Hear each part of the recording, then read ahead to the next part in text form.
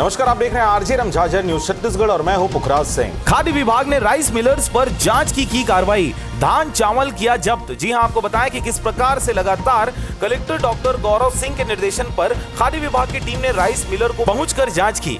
कार्रवाई करते हुए धान और चावल जब्त किया। खाद्य नियंत्रक भूपेंद्र मिश्रा ने बताया कि खाद्य विभाग की टीम ने आरंग के मेसर्स कृष्णा फूड्स में पहुंचकर जांच की और आवश्यक वस्तु अधिनियम के तहत कार्रवाई करते हुए धान एवं चावल जब्त किया। कलेक्टर डॉक्टर गौरव सिंह ने राइस मिलरों को आगामी 28 अक्टूबर 2024 तक नागरिक आपूर्ति निगम में चावल जमा करने के निर्देश दिए हैं। साथ ही प्रतिदिन जमा किए जाने वाले चावल की मॉनिटरिंग के लिए खाद्य विभाग को निर्देशित भी किया है। साथ ही नागरिक आपूर्ति निगम के डिपो को अवकाश के दिनों में भी खोले जाने के निर्देश दिए हैं।